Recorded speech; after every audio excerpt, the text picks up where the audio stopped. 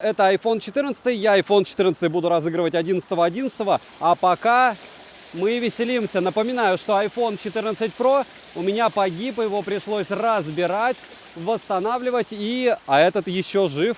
Кстати, 14 Pro восстановился. Всем привет, вы на канале Польза.нет, и здесь только быстрые обзоры и долгие стримы. И сегодня мы сравниваем фактически ничего с ничем. Почему? Потому что вы сейчас видите две картинки. Это iPhone 14 и iPhone 13 Pro Max. И в идеале они снимают на ширик, на основной сенсор одинаково.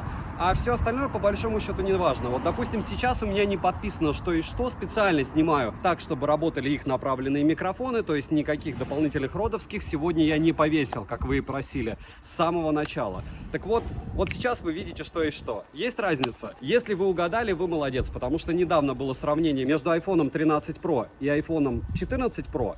И большинство выбрали iPhone 13 Pro на основной модуль. Вот такая вот магия. Можете посмотреть по ссылке в описании. Напоминаю, что я 14 iPhone разыгрываю. Напоминаю, что это все равно в каком-то смысле чудо инженерной мысли. Яблоко стало снимать лучше, появился киноэффект, появилось много других плюшек. Да, 14 версия, она урезанная версия всего. Но для меня это как версия мини. То есть они вместо версии мини просто выкатили 14 с более стабильным процессором. И это уже доказала моя прожарка. Я час его прожаривал, получается даже 2. На лайв-канале, посмотрите по ссылке в описании. Смотрим. И съемка велась, разумеется, в 4К 60 FPS для обоих аппаратов. И, разумеется, все это у вас не горизонтально, а вертикально. Плюс YouTube сжимает. Плюс помним, что ваш источник не факт, что такой волшебный, что может вот это дело все воспроизводить в том виде, в котором, в принципе, iPhone записывает.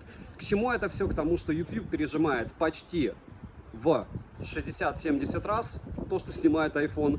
Поэтому вот такую картинку вы видите. Если вы будете напрямую скидывать на какой-то большой красивый телевизор без рендеринга, без сжатия, без выкидывания в социальные сети, картинка будет лучше. Смотрим. Перед тем, как я начну что-то говорить, напоминаю, что iPhone 14 меня порадовал многими моментами, в том числе видео, то, что на новой оси, понятно, не только на iPhone, проще вырезать текст, вырезать объекты с фона, и вот эти все приколюхи, я надеюсь, они допилят. А теперь начнем. Розыгрыши море, читаем описание, какие сейчас актуальны. Разумеется, iPhone 14 разыгрываю, скорее всего, не этот, потому что, мне кажется, от тестов он у меня рано или поздно помрет. Постоянно это 5 Mi Band 6 серии разыгрывается за лайк, подписку и комментарий к любому видео. Помимо этого еще нордовский телефон. В общем, смотрите описание, там есть ссылки на ролики, участвуйте, подписывайтесь с колоколом. Перейдем же к смартфону. Полетели. Приобрести данный смартфон можно в темно-синей, фиолетовой, белой, красной и светло-синей расцветке. А в iPhone 13 вместо светло-синей и фиолетовой есть синяя и розовая расцветка. Внешне iPhone 14 от 13 линейки практически не отличается. Тыльная часть выполнена из глянцевого матового пластика, рамка алюминиевая с матовым покрытием, из фронтальной части стандартно Ceramic Shield, который, к слову, вообще никак не спасает. Качество материалов хорошее, но тыльная часть у меня поцарапалась моментально, просто за день. Так же, как вы могли заметить, никакого динамического островка здесь нет, мы имеем ту же челку, что в iPhone 13. На корпусе мы имеем кнопку питания, качели регулировки громкости, переключатель режимов звука, разъем Lightning с USB версии 2.0. Да-да-да, только воздухом можем передавать серьезные файлы. Микрофоны, динамики, один основной, один разговорный, звучание здесь псевдо-стерео, звучание хорошее Dolby Atmos, как эквалайзер на борту, но кастомного эквалайзера здесь нет. Далее, слот на одну физическую сим-карту, а eSIM можно завести до 2 штук. Но здесь маленькая ремарка. На данный момент eSIM-ки вы вообще не можете на iPhone заводить. Если вы смотрите в сентябре, скорее всего, вообще этого дела не будет. Если вы купили смартфон в США, не мучайтесь на сегодняшний день, пока еще eSIM я не читал, чтобы кто-то смог активировать, притом всех операторов. Если появится какая-то информация, пишите в комментариях, люди будут знать. Думаю, всем будет полезно. А так, советую, конечно же, покупать айфоны из тех же Арабских Эмиратов, либо откуда-нибудь, где есть слот под физические сим-карты. Потому что вот так вот остаться без возможности звонить по телефону, как планшет его использовать только по Wi-Fi, ну вы поняли. Смартфон имеет защиту класса IP68, и после утопления с ним ничего не произошло, в отличие от iPhone 14 Pro, который мне еще пришлось скрывать. Все пруфы на лайв-канале, там с разборкой, со всеми делами. Летим дальше. iPhone 14 имеет Super Retina XDR OLED дисплей на 6,1 дюйма с разрешением 2000 4532 на 1170 точек. К слову, как и iPhone 13. Контрастность 2 миллиона к 1, широкая цветовая гамма DCI-P3, поддержка HDR, плотность пикселей 460 ppi, разумеется, 60 Гц, никаких 120 здесь нет. Максимальная яркость 800 нит, пиковая яркость 1200 нит при HDR. При прямом попадании света на экран яркости хватает, и пользоваться в солнечный день смартфоном можно без проблем. Далее, шим на 100% яркости 3,5%, на 59,5%, на минимальной 24,5%, на нуле 12%. Показатели шима хорошие, глаза от экрана у меня лично не устают, как и от прошлого 13-го. Различные функции, такие как True Tone и Night Shift на борту, а Always On Display в наличии нет, что тоже фейл, потому что в прошке это дело есть, и пусть оно где-то местами плохо работает, где-то у кого-то ест батарею, но рано или поздно это дело допилит, и оно классное, а в 14-м нету. Далее, на 10 пальцев экран не откликается, что уже стандартно для айфона, но он же не про игры, как мне все пишут в комментах. Разблокировать экран можно при помощи кода или Face ID. Face ID срабатывает хорошо даже под углом. Внести биометрические данные можно только одного лица, кто-то мне пишет все время, что 2 завели, 3, ну хорошо. Я не знаю, как у вас это получилось, но хорошо. Рамки у экрана остались, меньше или больше они не стали. Может быть, кто-то рассмотрит, что они стали меньше или больше, но я этого не вижу. По итогу, внешний экран iPhone 14 от 13 не отличить. И тогда вопрос возникает, правда, зачем переплачивать? Притом экраны-то одни. Ладно, летим дальше. 14 имеет тот же чип, а 15 с 6 ядрами, с техпроцессом 5 нанометров и максимальной тактовой частотой в 3,2 ГГц, как у iPhone 13. Но опять же обещают 25% производительности плюс за счет другой компоновки. Я это в принципе ощущал, об этом дальше. Также смартфон имеет 5-ядерный графический процессор и 16-ядерный нейронный процессор. Интерфейс iOS 16.0.1, разумеется, на момент издания ролика. Завтра будет вполне возможно другой, с наконец-то уже пофиксенными багами, а их хватает, в конце расскажу. Оперативная память на 6 гигабайт, и это шаг вперед. Вся линейка имеет по 6 гигабайт оперативки, а в 13-й iPhone запихали только 4. Внутренняя память объемом в 128, 256 и 512 гигабайт. Имеется поддержка высокоскоростного Wi-Fi 6 серии, но не новенький 6E, а просто 6. Поддержка 5G сетей, 4G имеет 7 и 20 бенд, связь смартфон ловит отлично, несмотря на то, что я уверен, что еще будут все допиливать. Микрофон и датчик приближения отрабатывают хорошо, вибромоторчик приятный, но не настраиваемый, стандартно. Bluetooth в 14 уже стоит в версии 5.3, притом в 13 версии 5.0. NFC поддерживается, но на данный момент стоковыми программами использовать модуль NFC возможности нет. Из навигации на борту GPS GLONASS, Galileo, QZSS и Beidou. Емкость аккумулятора 3227 мАч. Смартфон поддерживает проводную зарядку до 30 Вт, беспроводную зарядку MegaSafe до 15 Вт и стандарта до 7,5 Вт. Заряжается он от 0 до 8% за 5 минут, от 0 до 18 за 10, а полный цикл зарядки занимает также примерно 1,5 часа, как и в 14 Pro. Но опять же, у меня нет супербыстрой зарядки на 30 Вт. У меня старенькая, яблочная. За час игры в New State Mobile улетает, внимание, барабанная дробь 35% заряда. И это много. Хотя на максимальной графике. Играть можно без лагов и фризов, хотя опять же за час проскакивала парочку, но из-за понижения яркости в несколько раз играть уже некомфортно, так как яркости лично мне не хватает. Хотя в 14 Pro он сбрасывал еще жестче. И опять же, почему вам рассказывают, что яркость iPhone не сбрасывает? Потому что все играют в автояркости. И iPhone, когда начинает греться, он просто чуть-чуть сбрасывает яркость, меньше необходимой, и вы вроде бы не замечаете. Если вы выставите на максимум и поиграете в этом случае минут так 20 в iPhone 14 Pro, достаточно уже 8 минут он уже сбрасывает, то где-то через минут 15 iPhone 14 сбросит яркость. Прошка сбрасывает в 2 раза раньше. Притом, в отличие от прошки, 14 пытается яркость вернуть периодически. Прошка этого не делала, и здесь падение было яркости в 3 раза, в 2 раза, в прошке вообще в 8. Загружается Genshin Impact за 32 секунды, это прям очень круто. В Genshin Impact iPhone 14 показал себя неплохо, картинка плавная и без подвисаний. Ну, спишем это на то, что процессор уже оптимизирован под все. Здесь же A15. К слову, стрим прожарка есть на лайв-канале, кому интересно, можете посмотреть, как данный смартфон показал себя во всех тестах в онлайне. Все оставил в записи, так же как 14 Pro. Датчики обновили, тот же гироскоп и акселерометр, а также есть бесполезная для нас связь со спутником. Перейдем же к тестам. Antutu выдал 799 тысяч попугаев, прям как 13 Pro Max у меня. Storage тест показал 55 5000, в Geekbench в синглкоре 1652, в мультикоре 4469. 14 iPhone использует систему с двумя камерами и двухцветной LED-вспышкой с направленным микрофоном. Основной сенсор на 12 мегапикселей с оптической стабилизацией и сверхширик на 12 мегапикселей с углом обзора в 120 градусов. По характеристикам камера у 14 лучше, чем у 13 iPhone. Запись видео доступна в максимальном разрешении 4К 60 FPS, в кинематографическом режиме максимальное разрешение 4К 30 FPS, как в основном модуле, так и на фронтальном. Двухкратное оптическое уменьшение и цифровое увеличение до 5 раз. Фронтальный сенсор TrueDepth на 12 мегапикселей с автофокусировкой, максимальное разрешение для съемки видео 4К 60 FPS, режим Action, повторяюсь, бесполезен. На лайв-канале у меня много примеров съемки и экшен, и кинематограф в ночи. И вы поймете, что без света, какой бы ни был хороший телефон, а это хороший телефон с отличной съемкой, я считаю, лучший, в принципе, для кинодела, учитывая автофокус и баланс белого, если не думать. Ночная все равно плохая. Посмотрите еще раз. Качество фотографий заметно лучше, чем у 13-го айфона. Напоминаю, что если напишите в комментах, я его с 13 Pro сравню в перспективе, или с 13, или с 14 Pro. В общем, чем интересно, с тем и сравню. Здесь просто бегло с 13 Pro Max. Увидели вы разницу, не увидели. Фронтальный модуль справляется также лучше, так как больше деталей. Вдобавок мы имеем лучше стабилизацию. Короткие примеры вы сейчас увидите. 4К 60 FPS. Гранд Каньон. И максимум можно делать 3.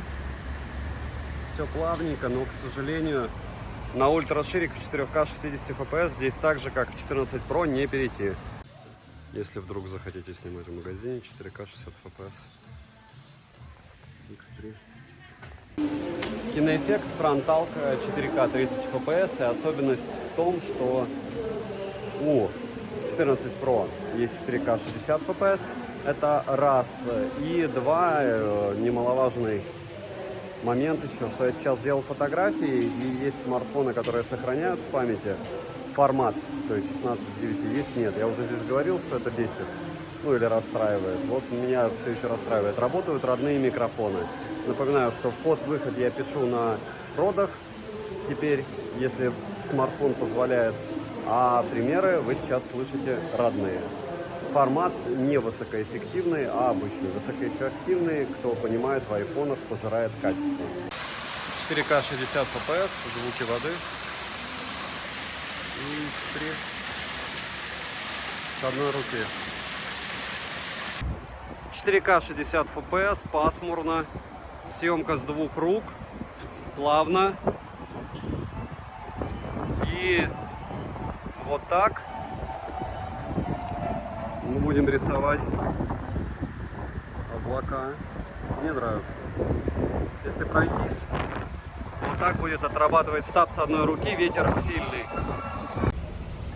Немного киноэффекта на Петроградке, вот так примерно в 4К 30 FPS у вас будет снимать фронталка, если будете нести смартфон с одной руки. Микрофонов нет, микрофоны родные, никаких родов я не подключал. И вот так. Опять же, все это можно настраивать, вы сможете себя примерно снимать. Но вот если встать и плавненько все это делать, то в целом даже очень неплохо, правда? Ничего он не мылит. Ну, чуть-чуть.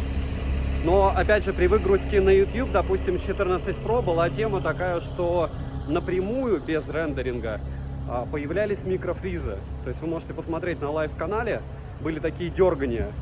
И это очень странно, потому что вот, допустим, у этого дела или у 14 Pro после рендеринга, если не напрямую ты выгружаешь, никаких микрофризов не было. Основная камера немного пасмурной прелести в одном из скверов Санкт-Петербурга. Вот так, если встать и плавно вести, вы поймете, зачем люди для YouTube покупают айфоны. И снимают потом. И в принципе не только для YouTube, опять же киношная картинка, помним, что это HD, Full HD и все. В 4К мало кто вещает. Так что вот это вот 4К 60 FPS это сверху необходимого. Фронталка, переход и быстрый темп. Вот так.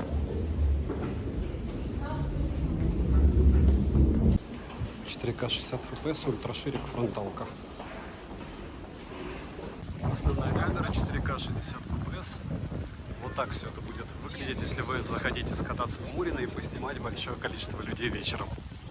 Ультраширик, 4К 60 FPS, дождь, иду и снимаю в Мурино. Фронталка, киноэффект, iPhone 14, дождь, Мурино. И она справляется. Ощущение, как будто фильм снимаешь. Но опять же, понятно, что у вас все будет трястись. Но помним, что я снимаю не на стадикам. То есть какой-нибудь стабилизатор за 3-5 тысяч рублей сделает из этой картинки в прямом смысле ляльку. Вот. Поэтому думаем. И, разумеется, все это дело потом можно программно лица необходимые переключать.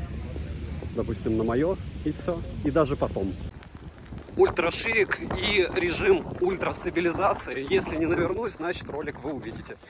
И нет, через одну не буду бежать. Скользко. Но все равно бегу. Ультраширик все еще работает, микрофоны точно захлебываются. Фронталка, 4К 60 FPS, ночная съемка с одной руки. И это iPhone 14. Я вам скажу, что есть ощущение, что я снимаю на свой iPhone 13 Pro Max. Не сказал бы, что этот смартфон хуже. Даже может быть и лучше. Поэтому, может быть, будет смысл сделать сравнение, потому что сравнение iPhone 13 Pro и 14 Pro можете посмотреть уже на канале. Приводит меня к выводу, во всяком случае по съемке, что большинство на YouTube, если и видят разницу, то либо люди, которые сами занимаются съемкой, либо люди, которые прям на лютом опыте. Основная масса честно пишет, что выбрала бы вообще iPhone 13 Pro, или очень многие комментарии были. Опять же, сутки еще даже не прошли, ролик в принципе неплохо зашел, комментариев очень много.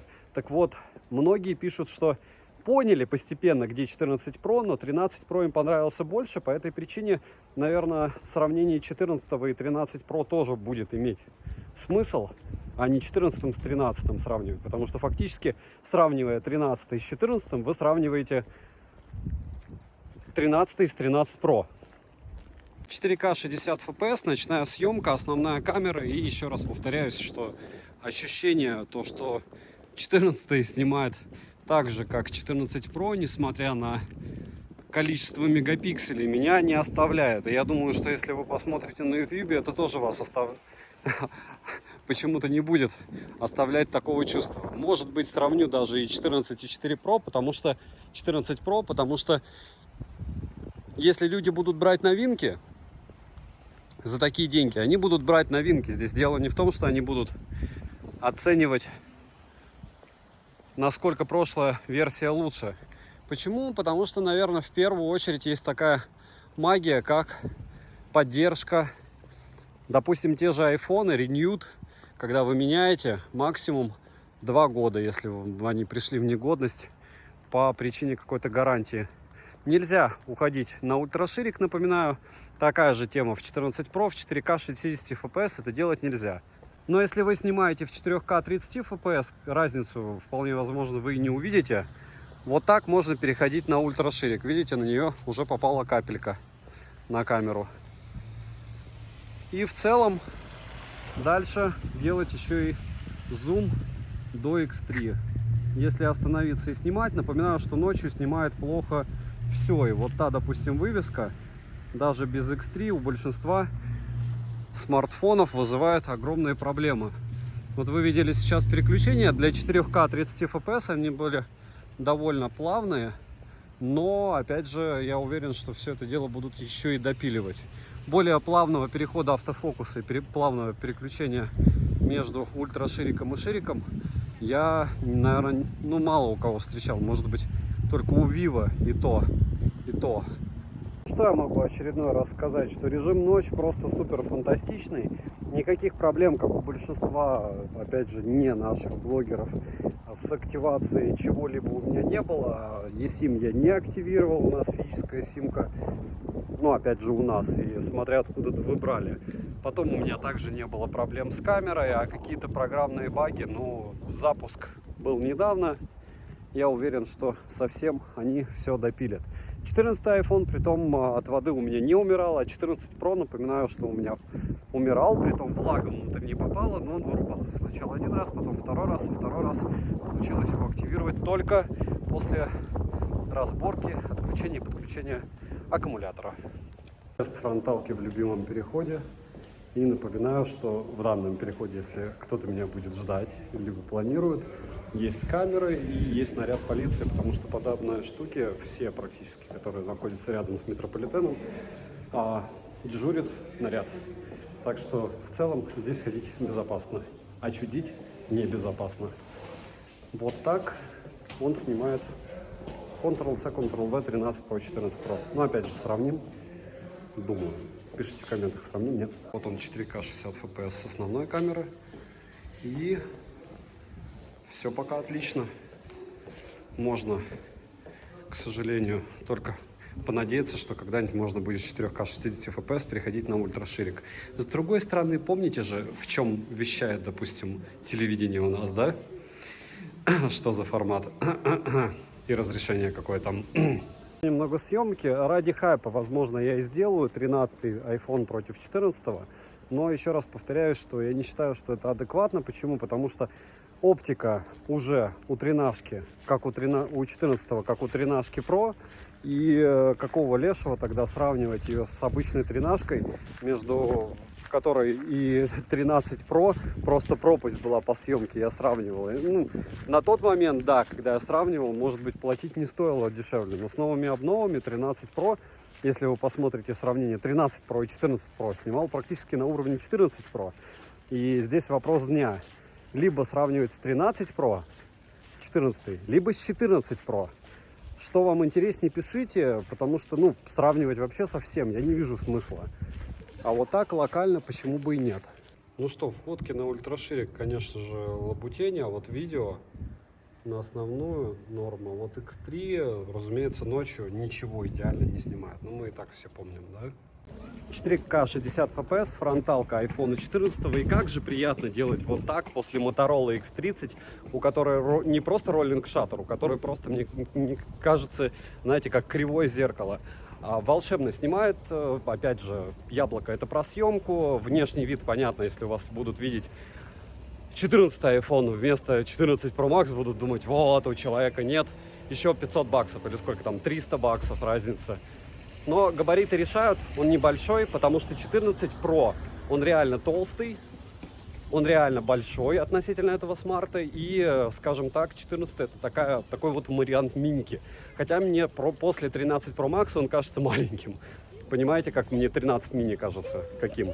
И он более стабилен. Еще раз смотрим прожарку на лайв-канале. Там все очень хорошо было видно. Лифт 4К 60 FPS, и вы слышите, как работают родные микрофоны в условиях, где эхо просто космос. Еще немного видео у дороги, 4К 60 FPS, съемка с одной руки. И, допустим, если вы встанете и постараетесь быстро вести, будет так. А если вот медленно, вы ощущаете, как работа со светом, да? Как будто камера. Как будто камера. Пусть и недорогая, но... И ультраширик на тех же настройках 4К 60 FPS. Вот так он отрабатывает. Хотя я иду. И это ультраширик.